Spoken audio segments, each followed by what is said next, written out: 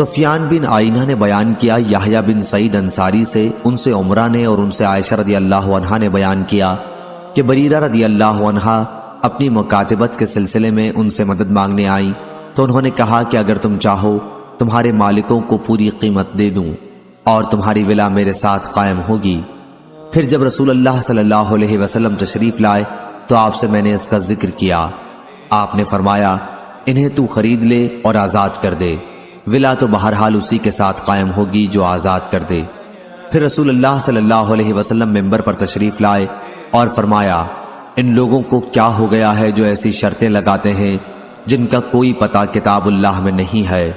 جس نے بھی کوئی ایسی شرط لگائی جس کا پتہ کتاب اللہ میں نہ ہو تو خواہ ایسی 100 شرطیں لگا لے، ان سے کچھ فائدہ نہ اٹھائے گا۔ صحیح بخاری حدیث نمبر 2735۔ ابو زناد نے بیان کیا ان سے اعرج نے اور ان سے ابو ہریرہ رضی اللہ عنہ نے کہ رسول اللہ صلی اللہ علیہ وسلم نے فرمایا اللہ تعالیٰ کے 99 نام ہیں، یعنی 1 کم 100۔ جو شخص ان سب کو محفوظ رکھے گا وہ جنت میں داخل ہوگا۔ صحیح بخاری حدیث نمبر 2736۔ نافع نے خبر دی انہیں ابن عمر رضی اللہ عنہ نے کہ عمر بن خطاب رضی اللہ عنہ کو خیبر میں ایک قطع زمین ملی تو آپ رسول اللہ صلی اللہ علیہ وسلم کی خدمت میں مشورے کے لیے حاضر ہوئے اور عرض کیا یا رسول اللہ مجھے خیبر میں ایک زمین کا ٹکڑا ملا ہے، اس سے بہتر مال مجھے اب تک کبھی نہیں ملا تھا، آپ اس کے متعلق کیا حکم فرماتے ہیں؟ آپ نے فرمایا کہ اگر جی چاہے تو اصل زمین میں اپنی ملکیت میں باقی رکھ اور پیداوار صدقہ کر دے۔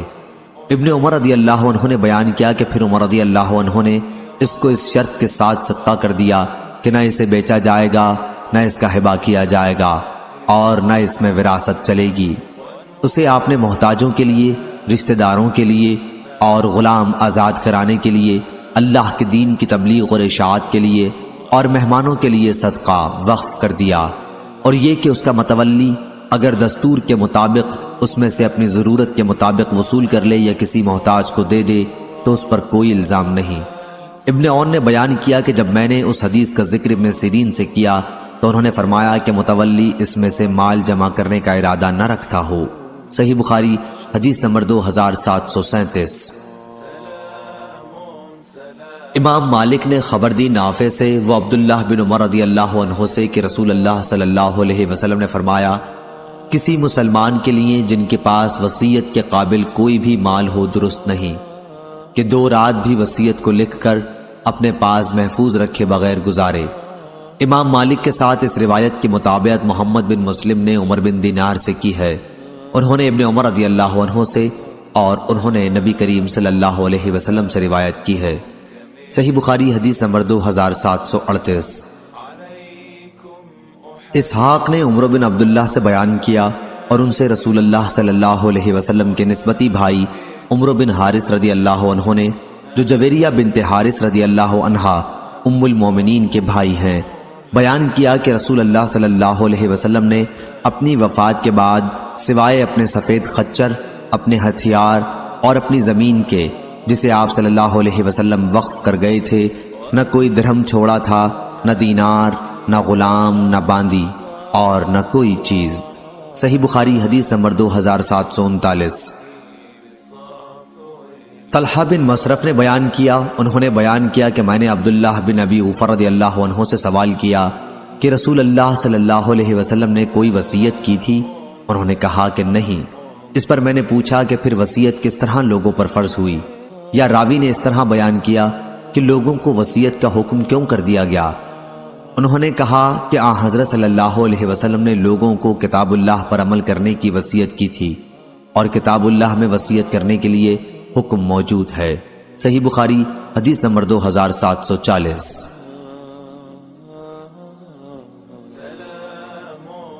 اسماعیل بن علیہ نے خبر دی عبداللہ بن عون سے، انہیں ابراہیم نخعی نے ان سے اسود بن یزید نے بیان کیا کہ عائشہ رضی اللہ عنہا کے یہاں کچھ لوگوں نے ذکر کیا کہ علی کرم اللہ وجہ نبی کریم صلی اللہ علیہ وسلم کے وصی تھے، تو آپ نے کہا کہ کب انہیں وصی بنایا؟ میں تو آپ کے وصال کے وقت سر مبارک اپنے سینے پر یا انہوں نے بجائے سینے کے کہا کہ اپنی گود میں رکھے ہوئے تھی۔ پھر آپ نے پانی کا تشت منگوایا تھا کہ اتنے میں سر مبارک میری گود میں جھک گیا اور میں سمجھ نہ سکی کہ آپ کی وفات ہو چکی ہے، تو آپ نے علی کو وصی کب بنایا؟ صحیح بخاری حدیث نمبر 2741۔ سعد بن ابی وقاص رضی اللہ عنہ نے بیان کیا کہ نبی کریم صلی اللہ علیہ وسلم حجۃ الوداع میں میری عیادت کو تشریف لائے۔ میں اس وقت مکے میں تھا۔ حضور اکرم صلی اللہ علیہ وسلم اس سرزمین پر موت کو پسند نہیں فرماتے تھے جہاں سے کوئی ہجرت کر چکا ہو۔ حضرت صلی اللہ علیہ وسلم نے فرمایا، اللہ ابن عفرہ سعد بن خولہ رضی اللہ عنہ پر رحم فرمائے۔ میں نے عرض کیا، یا رسول اللہ صلی اللہ علیہ وسلم، میں اپنے سارے مال و دولت کی وصیت کر دوں؟ آپ نے فرمایا کہ نہیں۔ میں نے پوچھا، پھر آدھے کی کر دوں؟ آپ نے اس پر بھی یہی فرمایا کہ نہیں۔ میں نے پوچھا، پھر تہائی کی کر دوں؟ آپ صلی اللہ علیہ وسلم نے فرمایا، تہائی کی کر سکتے ہو، اور یہ بھی بہت ہے۔ اگر تم اپنے وارثوں کو اپنے پیچھے مالدار چھوڑو تو یہ اس سے بہتر ہے کہ انہیں محتاج چھوڑ دو کہ لوگوں کے سامنے ہاتھ پھیلاتے پھریں۔ اس میں کوئی شبہ نہیں کہ جب تم اپنی کوئی چیز اللہ کے لیے خرچ کرو گے تو وہ خیرات ہے، یہاں تک کہ وہ لقمہ بھی جو تم اپنی بیوی کے منہ میں ڈالو گے وہ بھی خیرات ہے۔ اور ابھی وصیت کرنے کی کوئی ضرورت بھی نہیں، ممکن ہے کہ اللہ تعالیٰ تمہیں شفا دے اور اس کے بعد تم سے بہت سے لوگوں کو فائدہ ہو اور دوسرے بہت سے لوگ اسلام کے مخالف نقصان اٹھائیں۔ اس وقت حضرت سعد رضی اللہ عنہ کی صرف ایک بیٹی تھیں۔ صحیح بخاری حدیث نمبر 2742۔ سفیان بن عینہ نے بیان کیا، ان سے ہشام بن عروہ نے، ان سے ان کے والد نے، اور ان سے ابن عباس رضی اللہ عنہ نے بیان کیا، کاش لوگ وصیت کو چوتھائی تک کم کر دیتے تو بہتر ہوتا، کیونکہ رسول اللہ صلی اللہ علیہ وسلم نے فرمایا تھا کہ تم تہائی کی وصیت کر سکتے ہو، اور تہائی بھی بہت ہے، یا آپ صلی اللہ علیہ وسلم نے یہ فرمایا کہ یہ بڑی رقم ہے۔ صحیح بخاری حدیث نمبر 2743۔ زکریا بن عدی نے بیان کیا، ان سے مروان بن معاویہ نے، ان سے ہاشم بن ہاشم نے، ان سے عامر بن سعد نے، اور ان سے ان کے باپ سعد بن ابی وقاص نے بیان کیا کہ میں مکے میں بیمار پڑا تو رسول اللہ صلی اللہ علیہ وسلم میری عیادت کے لیے تشریف لائے۔ میں نے عرض کیا، یا رسول اللہ صلی اللہ علیہ وسلم، میرے لیے دعا کیجئے کہ اللہ مجھے الٹے پاؤں واپس نہ کر دے، یعنی مکہ میں میری موت نہ ہو۔ آپ نے فرمایا، ممکن ہے کہ اللہ تعالیٰ تمہیں صحت دے اور تم سے بہت سے لوگ نفع اٹھائیں۔ میں نے عرض کیا، میرا ارادہ وصیت کرنے کا ہے، ایک لڑکی کے سوا، اور میرے کوئی اولاد نہیں۔ میں نے پوچھا، کیا آدھے مال کی وصیت کر دوں؟ آپ نے فرمایا کہ آدھا تو بہت ہے۔ پھر میں نے پوچھا، تو تہائی کی کر دوں؟ فرمایا کہ تہائی کی کر سکتے ہو، اگرچہ یہ بھی بہت ہے، یا یہ فرمایا کہ بڑی رقم ہے۔ چنانچہ لوگ بھی تہائی کی وصیت کرنے لگے اور یہ ان کے لیے جائز ہو گئی۔ صحیح بخاری حدیث نمبر 2744۔ عبداللہ بن مسلمہ قامبی نے بیان کیا، کہا ہم سے امام مالک نے ابن شہاب سے، وہ عروہ بن زبیر سے، اور ان سے نبی کریم صلی اللہ علیہ وسلم کی زوجہ مطہرہ عائشہ رضی اللہ عنہا نے بیان کیا کہ عتبہ بن ابی وقاص نے مرتے وقت اپنے بھائی سعد بن ابی وقاص رضی اللہ عنہ کو یہ وصیت کی تھی کہ زماں کی باندی کا لڑکا میرا ہے، اس لیے تم اسے لے لینا۔ چنانچہ فتح مکہ کے موقع پر سعد رضی اللہ عنہ نے اسے لے لیا اور کہا کہ میرے بھائی کا لڑکا ہے۔ انہوں نے اس بارے میں مجھے اس کی وصیت کی تھی۔ پھر عبد بن زماں رضی اللہ عنہ اٹھے اور کہنے لگے کہ یہ تو میرا بھائی ہے، میرے باپ کی لونڈی نے اس کو جنا ہے اور میرے باپ کے بستر پر پیدا ہوا ہے۔ پھر یہ دونوں نبی کریم صلی اللہ علیہ وسلم کی خدمت میں حاضر ہوئے۔ سعد بن ابی وقاص رضی اللہ عنہ نے عرض کیا، یا رسول اللہ صلی اللہ علیہ وسلم، یہ میرے بھائی کا لڑکا ہے، مجھے اس نے وصیت کی تھی۔ لیکن عبد بن زماں رضی اللہ عنہ نے عرض کیا کہ یہ میرا بھائی ہے اور میرے والد کی باندی کا لڑکا ہے۔ نبی کریم صلی اللہ علیہ وسلم نے فیصلہ یہ فرمایا کہ لڑکا تمہارا ہی ہے عبد بن زماں، بچہ فراش کے تحت ہوتا ہے اور زانی کے حصے میں پتھر ہیں۔ لیکن آپ نے سودا بنت زماں رضی اللہ عنہا سے فرمایا کہ اس لڑکے سے پردہ کر، کیونکہ آپ نے عتبہ کی مشابہت اس لڑکے میں صاف پائی تھی۔ چنانچہ اس کے بعد اس لڑکے نے سودا رضی اللہ عنہا کو کبھی نہ دیکھا تاکہ آپ اللہ تعالیٰ سے جا ملی۔ صحیح بخاری حدیث نمبر 2745۔ حمام نے بیان کیا قتادہ سے اور ان سے انس رضی اللہ عنہ نے کہ ایک یہودی نے ایک انصاری لڑکی کا سر دو پتھروں کے درمیان میں رکھ کر کچل دیا تھا۔ لڑکی سے پوچھا گیا کہ تمہارا سر اس طرح کس نے کیا ہے؟ کیا فلاں شخص نے کیا؟ فلاں نے کیا؟ آخر یہودی کا بھی نام لیا گیا جس نے اس کا سر کچل دیا تھا، تو لڑکی نے سر کے اشارے سے ہاں میں جواب دیا۔ پھر وہ یہودی بلایا گیا اور آخر اس نے بھی اقرار کر لیا، اور نبی کریم صلی اللہ علیہ وسلم کے حکم سے اس کا بھی پتھر سے سر کچل دیا گیا۔ صحیح بخاری حدیث نمبر 2746۔ محمد بن یوسف فریابی نے بیان کیا ورقہ سے، انہوں نے ابن ابی نجیح سے، ان سے عطا نے اور ان سے ابن عباس رضی اللہ عنہ نے بیان کیا کہ شروع اسلام میں میراث کا مال اولاد کو ملتا تھا اور والدین کے لیے وصیت ضروری تھی، لیکن اللہ تعالیٰ نے جس طرح چاہا اس حکم کو منسوخ کر دیا۔ پھر لڑکے کا حصہ دو لڑکیوں کے برابر قرار دیا اور والدین میں سے ہر ایک کا چھٹا حصہ اور بیوی کا، اولاد کی موجودگی میں 8واں حصہ اور اولاد کے نہ ہونے کی صورت میں چوتھا حصہ قرار دیا۔ اسی طرح شوہر کا اولاد نہ ہونے کی صورت میں آدھا اور اولاد ہونے کی صورت میں چوتھائی حصہ قرار دیا۔ صحیح بخاری حدیث نمبر 2747۔ ابو اسامہ نے بیان کیا سفیان سوری سے، وہ عمارہ سے، ان سے ابو ذرا نے اور ان سے ابو ہریرہ رضی اللہ عنہ نے بیان کیا کہ ایک صحابی نے رسول اللہ صلی اللہ علیہ وسلم سے پوچھا، یا رسول اللہ صلی اللہ علیہ وسلم، کون سا صدقہ افضل ہے؟ فرمایا یہ کہ صدقہ تندرستی کی حالت میں کر کہ تجھ کو اس مال کو باقی رکھنے کی خواہش بھی ہو جس سے کچھ سرمایہ جمع ہو جانے کی تمہیں امید ہو، اور اسے خرچ کرنے کی صورت میں محتاجی کا ڈر ہو، اور اس میں تاخیر نہ کر کہ جب روح حلق تک پہنچ جائے تو کہنے بیٹھ جائے کہ اتنا مال فلاں کے لیے، فلانے کو اتنا دینا، اب تو فلانے کا ہو ہی گیا تو دنیا سے چلا۔ صحیح بخاری حدیث نمبر 2748۔ سلیمان بن داؤد ابی ربیع نے بیان کیا، انہوں نے کہا ہم سے اسماعیل بن جعفر نے، انہوں نے کہا ہم سے نافع بن مالک بن ابی عامر ابو سہیل نے، انہوں نے اپنے باپ سے، انہوں نے ابو ہریرہ رضی اللہ عنہ سے، انہوں نے آن حضرت صلی اللہ علیہ وسلم سے، آپ نے فرمایا منافق کی 3 نشانیاں ہیں، جب بات کہے تو جھوٹ کہے، اور جب اس کے پاس امانت رکھیں تو خیانت کرے، اور جب وعدہ کرے تو خلاف کرے۔ صحیح بخاری حدیث نمبر 2749۔ حکیم بن حزام مشہور صحابی نے بیان کیا، میں نے آن حضرت صلی اللہ علیہ وسلم سے پانی مانگا، آپ نے مجھ کو دیا، پھر مانگا، پھر آپ نے دیا، پھر فرمانے لگے حکیم یہ دنیا کا روپیہ پیسہ دیکھنے میں خوشنما اور مزے میں شیریں ہے، لیکن جو کوئی اس کو سیر چشمی سے لے اس کو برکت ہوتی ہے، اور جو کوئی جان لڑا کر حرص کے ساتھ اس کو لے اس کو برکت نہ ہوگی۔ اس کی مثال ایسی ہے جو کماتا ہے لیکن سیر نہیں ہوتا، اور اوپر والا دینے والا ہاتھ نیچے والے لینے والے ہاتھ سے بہتر ہے۔ حکیم نے عرض کیا یا رسول اللہ صلی اللہ علیہ وسلم، قسم اس کی جس نے آپ کو سچا پیغمبر کر کے بھیجا، میں تو آج سے آپ کے بعد کسی سے کوئی چیز کبھی نہیں لینے کا، مرنے تک۔ پھر حکیم کا یہ حال رہا کہ ابو بکر صدیق رضی اللہ عنہ ان کا سالانہ وظیفہ دینے کے لیے ان کو بلاتے، وہ اس کے لینے سے انکار کرتے۔ پھر حضرت عمر رضی اللہ عنہ نے بھی اپنی خلافت میں ان کو بلایا ان کا وظیفہ دینے کے لیے، لیکن انہوں نے انکار کیا۔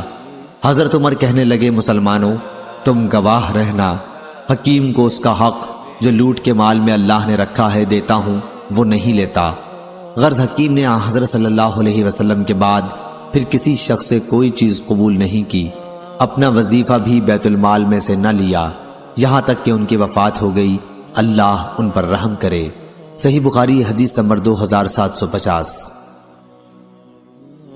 سالم نے خبر دی، انہوں نے عبداللہ بن عمر رضی اللہ عنہ سے، انہوں نے کہا میں نے آن حضرت صلی اللہ علیہ وسلم سے سنا، آپ فرماتے تھے تم میں سے ہر کوئی نگہبان ہے اور اپنی رعیت کے بارے میں پوچھا جائے گا، حاکم بھی نگہبان ہے اور اپنی رعیت کے بارے میں پوچھا جائے گا، اور مرد اپنے گھر والوں کا نگہبان ہے اور اپنی رعیت کے بارے میں پوچھا جائے گا، اور عورت اپنے خاوند کے گھر کی نگہبان ہے، اپنی رعیت کے بارے میں پوچھی جائے گی، اور غلام اپنے صاحب کے مال کا نگہبان ہے اور اپنی رعیت کے بارے میں پوچھا جائے گا۔ ابن عمر رضی اللہ عنہ نے کہا میں سمجھتا ہوں آپ نے یہ بھی فرمایا کہ مرد اپنے باپ کے مال کا نگہبان ہے اور اپنی رعیت کے بارے میں پوچھا جائے گا۔ صحیح بخاری حدیث نمبر 2751۔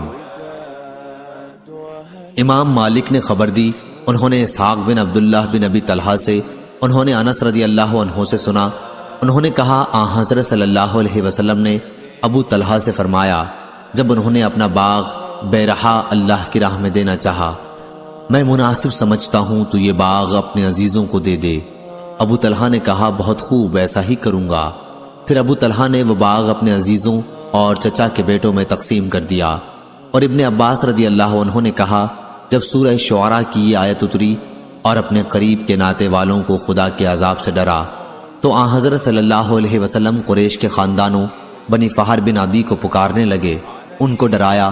اور ابو ہریرہ رضی اللہ عنہ نے کہا جب یہ آیت اتری وَأَنذِرْ عَشِيرَتَكَ الْأَقْرَبِينَ، حضرت صلی اللہ علیہ وسلم نے فرمایا اے قریش کے لوگو اللہ سے ڈرو۔ صحیح بخاری حدیث نمبر 2752۔ سعید بن مسیب اور ابو سلمہ بن عبد الرحمن نے خبر دی کہ ابو ہریرہ رضی اللہ عنہ نے کہا جب سورہ شعراء کی آیت اللہ تعالیٰ نے اتاری اور اپنے نزدیک ناتے والوں کو اللہ کے عذاب سے ڈرا تو رسول اللہ صلی اللہ علیہ وسلم نے فرمایا قریش کے لوگوں یا ایسا ہی کوئی اور کلمہ، تم لوگ اپنی اپنی جانوں کو نیک اعمال کے بدلے مول لے لو، بچا لو، میں اللہ کے سامنے تمہارے کچھ کام نہیں آنے کا، یعنی اس کی مرضی کے خلاف میں کچھ نہیں کر سکنے کا۔ عبد مناف کے بیٹو، میں اللہ کے سامنے تمہارے کچھ کام نہیں آنے کا۔ عباس عبد المطلب کے بیٹے، میں اللہ کے سامنے کچھ کام نہیں آنے کا۔ صفیہ میری پھوپھی، میں اللہ کے سامنے تمہارے کچھ کام نہیں آنے کا۔ فاطمہ رضی اللہ عنہا، بیٹی تو چاہے میرا مال مانگ لے لیکن اللہ کے سامنے تیرے کچھ کام نہیں آئے گا۔ ابو الیمان کے ساتھ حدیث کو اسبغ نے بھی عبداللہ بن وہب سے، انہوں نے یونس سے، انہوں نے ابن شہاب سے روایت کیا۔ صحیح بخاری حدیث نمبر 2753۔ ابو ایوانہ نے بیان کیا، ان سے قتادہ نے اور ان سے انس رضی اللہ عنہ نے کہ نبی کریم صلی اللہ علیہ وسلم نے دیکھا کہ ایک شخص قربانی کا اونٹ ہانک کے لیے جا رہا ہے۔ حضرت صلی اللہ علیہ وسلم نے اس سے فرمایا کہ اس پر سوار ہو جا۔ اس صاحب نے کہا کہ یا رسول اللہ یہ قربانی کا اونٹ ہے۔ آپ نے تیسری یا چوتھی بار فرمایا افسوس، سوار بھی ہو جا، یا آپ نے ویلکا کے بجائے ویہکا فرمایا جس کے معنی بھی وہی ہیں۔ صحیح بخاری حدیث نمبر 2754۔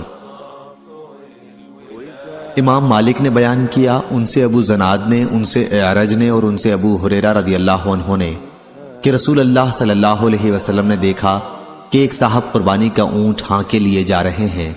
آپ نے فرمایا کہ اس پر سوار ہو جا، لیکن انہوں نے معذرت کی کہ یا رسول اللہ صلی اللہ علیہ وسلم یہ تو قربانی کا ہے۔ آپ صلی اللہ علیہ وسلم نے پھر فرمایا کہ سوار بھی ہو جا۔ افسوس، یہ کلمہ آپ صلی اللہ علیہ وسلم نے تیسری یا چوتھی مرتبہ فرمایا تھا۔ صحیح بخاری حدیث نمبر 2755۔ ابن جریج نے خبر دی، کہا کہ مجھے یعلی بن مسلم نے خبر دی، انہوں نے اکرمہ سے سنا، وہ بیان کرتے تھے کہ ہمیں ابن عباس رضی اللہ عنہ نے خبر دی کہ سعد بن عبادہ رضی اللہ عنہ کی ماں عمرہ بنت مسعود کا انتقال ہوا اور وہ ان کی خدمت میں موجود نہیں تھے۔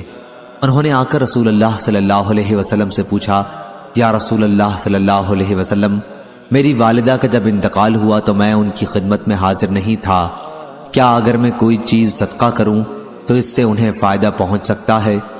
آپ صلی اللہ علیہ وسلم نے اس بات میں جواب دیا تو انہوں نے کہا کہ میں آپ کو گواہ بناتا ہوں کہ میرا مخراف نامی باغ ان کی طرف سے صدقہ ہے۔ صحیح بخاری حدیث نمبر 2756۔ عبد الرحمن بن عبداللہ بن کعب نے خبر دی اور ان سے عبداللہ بن کعب نے بیان کیا کہ میں نے کعب بن مالک رضی اللہ عنہ سے سنا، وہ بیان کرتے تھے کہ میں نے عرض کیا یا رسول اللہ، میری توبہ غزوہ تبوک میں نہ جانے کی قبول ہونے کا شکرانہ یہ ہے کہ میں اپنا مال اللہ اور اس کے رسول صلی اللہ علیہ وسلم کے راستے میں دے دوں۔ آپ نے فرمایا کہ اگر اپنے مال کا ایک حصہ اپنے پاس ہی باقی رکھو تو تمہارے حق میں یہ بہتر ہے۔ میں نے عرض کیا کہ پھر میں اپنا خیبر کا حصہ اپنے پاس محفوظ رکھتا ہوں۔ صحیح بخاری حدیث نمبر 2757۔ عبدالعزیز بن عبداللہ بن ابی سلمہ نے خبر دی، انہیں اسحاق بن عبداللہ بن ابی طلحہ نے امام بخاری رحمہ اللہ نے کہا کہ میں سمجھتا ہوں کہ یہ روایت انہوں نے انس رضی اللہ عنہ سے کی ہے کہ انہوں نے بیان کیا جب سورہ آل عمران کی یہ آیت نازل ہوئی کہ تم نیکی ہرگز نہیں پا سکتے جب تک اس مال میں سے خرچ نہ کرو جو تم کو زیادہ پسند ہے، تو ابو طلحہ رضی اللہ عنہ رسول اللہ صلی اللہ علیہ وسلم کی خدمت میں حاضر ہوئے اور عرض کیا یا رسول اللہ صلی اللہ علیہ وسلم، اللہ تبارک و تعالی اپنی کتاب میں فرماتا ہے کہ تم نیکی ہرگز نہیں پا سکتے جب تک اس مال میں سے خرچ نہ کرو جو تم کو زیادہ پسند ہے، اور میرے اموال میں سب سے پسند مجھے بیرحا ہے۔ بیان کیا کہ بیرحا ایک باغ تھا، رسول اللہ صلی اللہ علیہ وسلم بھی اس میں تشریف لے جایا کرتے، اس کے سائے میں بیٹھتے اور اس کا پانی پیتے۔ ابو طلحہ نے کہا کہ اس لیے وہ اللہ عز و جل کی راہ میں صدقہ اور رسول اللہ صلی اللہ علیہ وسلم کے لیے ہے، میں اس کی نیکی اور اس کے ذخیرہ آخرت ہونے کی امید رکھتا ہوں، بس یا رسول اللہ صلی اللہ علیہ وسلم جس طرح اللہ آپ کو بتائے اسے خرچ کیجئے۔ رسول اللہ صلی اللہ علیہ وسلم نے فرمایا واہ واہ شاباش ابو طلحہ، یہ تو بڑا نفع بخش مال ہے، ہم تم سے اسے قبول کر کے پھر تمہارے ہی حوالے کر دیتے ہیں، اور اب تم اسے اپنے عزیزوں کو دے دو۔ چنانچہ ابو طلحہ رضی اللہ عنہ نے وہ باغ اپنے عزیزوں کو دے دیا۔ انس رضی اللہ عنہ نے بیان کیا کہ جن لوگوں کو باغ آپ نے دیا تھا ان میں ابی اور حسان رضی اللہ عنہ تھے۔ انہوں نے بیان کیا کہ حسان رضی اللہ عنہ نے اپنا حصہ معاویہ رضی اللہ عنہ کو بیچ دیا، تو کسی نے ان سے کہا کہ کیا آپ ابو طلحہ رضی اللہ عنہ کا دیا ہوا مال بیچ رہے ہیں؟ حسان رضی اللہ عنہ نے جواب دیا کہ میں کھجور کا 1 صاع روپوں کے 1 صاع کے بدل کیوں نہ بیچوں۔ انس نے کہا یہ باغ بن حدیلہ کے محلے کے قریب تھا جسے معاویہ رضی اللہ عنہ نے بطور قلعے کے تعمیر کیا تھا۔ صحیح بخاری حدیث نمبر 2758۔ ابو ایوانہ نے بیان کیا ابو بشر جعفر سے، ان سے سعید بن جبیر نے اور ان سے ابن عباس رضی اللہ عنہ نے فرمایا کہ کچھ لوگ گمان کرنے لگے ہیں کہ یہ آیت جس کا ذکر عنوان میں ہوا میراث کی آیت سے منسوخ ہو گئی ہے۔ نہیں، قسم اللہ کی آیت منسوخ نہیں ہوئی، البتہ لوگ اس پر عمل کرنے میں سست ہو گئے ہیں۔ ترکے کے لینے والے 2 طرح کے ہوتے ہیں، ایک تو وہ جو خود وارث ہوں، اس کو تو چٹانے کا حکم ہے، عزیزوں، یتیموں اور محتاجوں کو جو تقسیم کے وقت آ جائیں۔ دوسرا جو خود وارث نہ ہو، اس کو نرمی سے جواب دینے کا حکم ہے، وہ یوں کہے میاں میں تم کو دینے کا اختیار نہیں رکھتا۔ صحیح بخاری حدیث نمبر 2759۔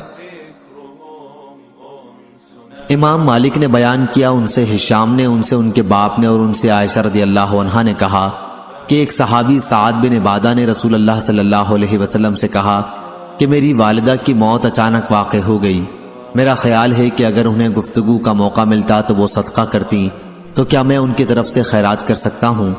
آپ صلی اللہ علیہ وسلم نے فرمایا کہ ہاں، ان کی طرف سے خیرات کر۔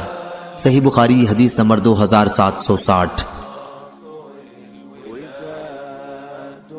امام مالک نے خبر دی ابن شہاب سے، انہیں عبید اللہ بن عبداللہ نے اور انہیں ابن عباس رضی اللہ عنہ نے کہ سعد بن عبادہ رضی اللہ عنہ نے رسول اللہ صلی اللہ علیہ وسلم سے مسئلہ پوچھا۔ انہوں نے عرض کیا کہ میری ماں کا انتقال ہو گیا ہے اور اس کے ذمے ایک نظر تھی۔ آپ صلی اللہ علیہ وسلم نے فرمایا کہ ان کی طرف سے نظر پوری کر دے۔ صحیح بخاری حدیث نمبر 2761۔ یعلی بن مسلم نے خبر دی، انہوں نے ابن عباس رضی اللہ عنہ کے غلام اکرمہ سے سنا اور انہیں ابن عباس رضی اللہ عنہ نے خبر دی کہ قبیلہ بنی سعادہ کے بھائی سعد بن عبادہ رضی اللہ عنہ کی ماں کا انتقال ہوا تو وہ ان کی خدمت میں حاضر نہیں تھے، بلکہ رسول اللہ صلی اللہ علیہ وسلم کے ساتھ غزوہ دومت الجندل میں شریک تھے۔ اس لیے وہ آن حضرت صلی اللہ علیہ وسلم کے پاس آئے اور عرض کیا یا رسول اللہ صلی اللہ علیہ وسلم، میری والدہ کا انتقال ہو گیا ہے اور میں اس وقت موجود نہیں تھا، تو اگر میں ان کی طرف سے خیرات کروں تو انہیں اس کا فائدہ پہنچے گا؟ آپ صلی اللہ علیہ وسلم نے فرمایا کہ ہاں۔ سعد رضی اللہ عنہ نے اس پر کہا کہ میں آپ کو گواہ بناتا ہوں کہ میرا باغ مخراف نامی ان کی طرف سے خیرات ہے۔ صحیح بخاری حدیث نمبر 2762۔ شعیب نے خبر دی زہری سے کہ عروہ بن زبیر رضی اللہ عنہ ان سے حدیث بیان کرتے تھے، انہوں نے عائشہ رضی اللہ عنہا سے آیت وَإِنْ خِفْتُمْ أَلَّا تُقْسِطُوا فِي الْيَتَامَى فَانكِحُوا مَا طَابَ لَكُم مِّن نِّسَاءٍ۔ ترجمہ اوپر گزر چکا، کا مطلب پوچھا تو عائشہ رضی اللہ عنہا نے فرمایا کہ اس سے مراد وہ یتیم لڑکی ہے جو اپنے ولی کی زیر پرورش ہو، پھر ولی کے دل میں اس کا حسن اور اس کے مال کی طرف سے رغبت نکاح پیدا ہو جائے، مگر اس کم مہر پر جو ویسی لڑکیوں کا ہونا چاہیے، تو اس طرح نکاح کرنے سے روکا گیا۔ لیکن یہ کہ ولی ان کے ساتھ پورے مہر کی ادائیگی میں انصاف سے کام لیں تو نکاح کر سکتے ہیں، اور انہیں لڑکیوں کے سوا دوسری عورتوں سے نکاح کرنے کا حکم دیا گیا۔ عائشہ رضی اللہ عنہا نے بیان کیا کہ پھر لوگوں نے رسول اللہ صلی اللہ علیہ وسلم سے پوچھا تو اللہ عز و جل نے یہ آیت نازل فرمائی کہ آپ سے لوگ عورتوں کے متعلق پوچھتے ہیں، آپ کہہ دیں کہ اللہ تمہیں ان کے بارے میں ہدایت کرتا ہے۔ حضرت عائشہ رضی اللہ عنہا نے کہا کہ پھر اللہ تعالیٰ نے اس آیت میں بیان کر دیا کہ یتیم لڑکی اگر جمال اور مال والی ہو اور ان کے ولی ان سے نکاح کرنے کے خواہش مند ہو، لیکن پورا مہر دینے میں ان کے خاندان کے طریقوں کی پابندی نہ کر سکیں تو وہ ان سے نکاح مت کریں، جبکہ مال اور حسن کی کمی کی وجہ سے ان کی طرف انہیں کوئی رغبت نہ ہوتی ہو تو انہیں وہ چھوڑ دیتے اور ان کے سوا کسی دوسری عورت کو تلاش کرتے۔ راوی نے کہا جس طرح ایسے لوگ رغبت نہ ہونے کی صورت میں ان یتیم لڑکیوں کو چھوڑ دیتے، اسی طرح ان کے لیے یہ بھی جائز نہیں کہ جب ان لڑکیوں کی طرف انہیں رغبت ہو تو ان کے پورے مہر کے معاملے میں اور ان کے حقوق ادا کرنے میں انصاف سے کام لیے بغیر ان سے نکاح کریں۔ صحیح بخاری حدیث نمبر 2763۔ بنو ہاشم کے غلام ابو سعید نے بیان کیا، ان سے صخر بن جویریہ نے بیان کیا نافع سے، اور ان سے ابن عمر رضی اللہ عنہ نے کہ عمر رضی اللہ عنہ نے اپنی جائیداد رسول اللہ صلی اللہ علیہ وسلم کے زمانے میں وقف کر دی۔ اس جائیداد کا نام سمغ تھا اور یہ کھجور کا ایک باغ تھا۔ عمر رضی اللہ عنہ نے عرض کیا، یا رسول اللہ صلی اللہ علیہ وسلم، مجھے ایک جائیداد ملی ہے اور میرے خیال میں نہایت عمدہ ہے، اس لیے میں نے چاہا کہ اسے صدقہ کر دوں۔ تو نبی کریم صلی اللہ علیہ وسلم نے فرمایا کہ اصل مال کو صدقہ کر کے نہ بیچا جا سکے، نہ ہبہ کیا جا سکے، اور نہ اس کا کوئی وارث بن سکے، صرف اس کا پھل اللہ کی راہ میں صرف ہو۔ چنانچہ عمر رضی اللہ عنہ نے اسے صدقہ کر دیا۔ ان کا یہ صدقہ غازیوں کے لیے، غلام آزاد کرانے کے لیے، محتاجوں اور کمزوروں کے لیے، مسافروں کے لیے اور رشتہ داروں کے لیے تھا، اور یہ کہ اس کے نگران کے لیے اس میں کوئی مضائقہ نہیں ہوگا کہ وہ دستور کے موافق اس میں سے کھائے یا اپنے کسی دوست کو کھلائے، بشرطے کہ اس میں سے مال جمع کرنے کا ارادہ نہ رکھتا ہو۔ صحیح بخاری حدیث نمبر 2764۔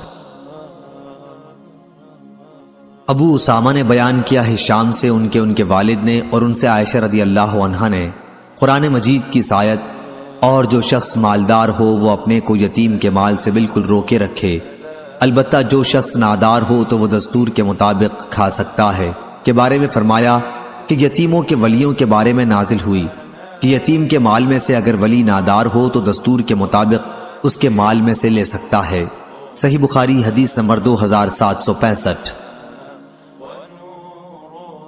ابو غیث نے بیان کیا اور ان سے حضرت ابو ہریرہ رضی اللہ عنہ نے بیان کیا کہ رسول اللہ صلی اللہ علیہ وسلم نے فرمایا، 7 گناہوں سے جو تباہ کر دینے والے ہیں بچتے رہو۔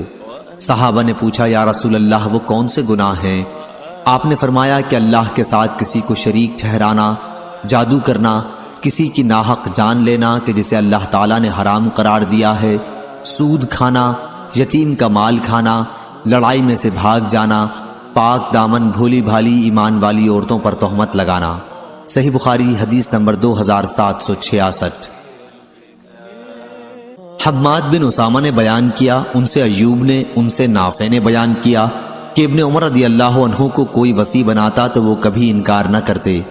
ابن سیرین تابعی رحمہ اللہ کا محبوب مشغلہ یہ تھا کہ یتیم کے مال و جائیداد کے سلسلے میں ان کے خیر خواہوں اور ولیوں کو جمع کرتے تاکہ ان کے لیے کوئی اچھی صورت پیدا کرنے کے لیے غور کریں۔ طاؤس تابعی رحمہ اللہ سے جب یتیموں کے بارے میں کوئی سوال کیا جاتا تو آپ یہ آیت پڑھتے تھے کہ اور اللہ فساد پیدا کرنے والے اور سنوارنے والے کو خوب جانتا ہے۔ عطا رحمہ اللہ نے یتیموں کے بارے میں کہا، خواہ وہ معمولی قسم کے لوگوں میں ہوں یا بڑے درجے کے، اس کا ولی اس کے حصے میں سے جیسے اس کے لائق ہو ویسا اس پر خرچ کرے۔ صحیح بخاری حدیث نمبر 2767۔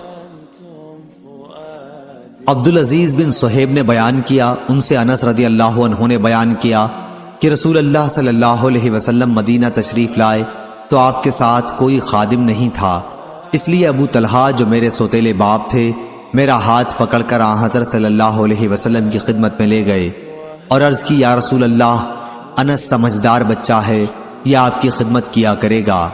انس رضی اللہ عنہ کہتے ہیں کہ میں نے آپ کے سفر اور حضر میں خدمت کی، آپ نے مجھ سے کبھی کسی کام کے بارے میں جسے میں نے کر دیا ہو یہ نہیں فرمایا کہ یہ کام تم نے اس طرح کیوں کیا، اسی طرح کسی ایسے کام کے متعلق جسے میں نہ کر سکا ہوں آپ نے یہ نہیں فرمایا کہ تو نے یہ کام اس طرح کیوں نہیں کیا۔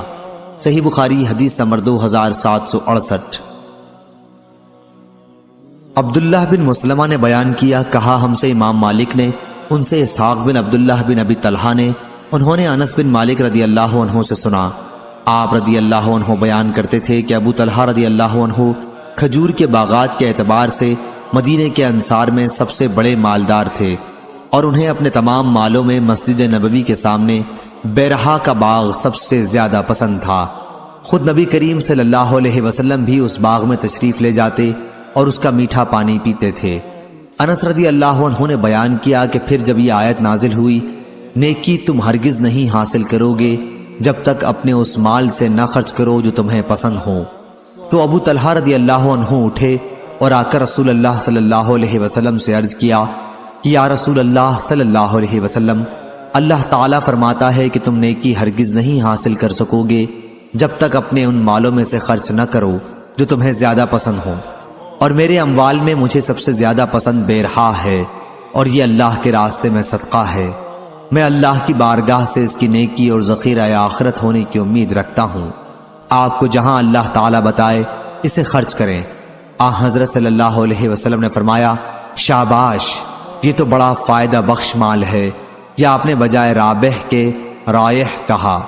یہ شک عبداللہ بن مسلمہ راوی کو ہوا تھا، اور جو کچھ تم نے کہا میں نے سن لیا ہے، اور میرا خیال ہے کہ تم اسے اپنے ناتے والوں کو دے دو۔ ابو طلحہ نے عرض کیا، یا رسول اللہ صلی اللہ علیہ وسلم، میں ایسا ہی کروں گا۔ چنانچہ انہوں نے اپنے عزیزوں اور اپنے چچا کے لڑکوں میں تقسیم کر دیا۔ اسماعیل عبداللہ بن یوسف اور یحییٰ بن یحییٰ نے مالک کے واسطے سے رابح کے بجائے رائح بیان کیا ہے۔ صحیح بخاری حدیث نمبر 2769۔ عمرو بن دینار نے بیان کیا اکرمہ سے، اور انہوں نے ابن عباس رضی اللہ عنہ سے، کہ ایک صحابی سعد بن عبادہ نے رسول اللہ صلی اللہ علیہ وسلم سے پوچھا کہ ان کی ماں کا انتقال ہو گیا ہے، کیا اگر وہ ان کی طرف سے خیرات کریں تو انہیں اس کا فائدہ پہنچے گا؟ آپ نے جواب دیا کہ ہاں۔ اس پر ان صحابی نے کہا کہ میرا ایک پرمیوہ باغ ہے، اور میں آپ کو گواہ بناتا ہوں کہ میں نے وہ ان کی طرف سے یہ صدقہ کر دیا۔ صحیح بخاری حدیث نمبر 2770۔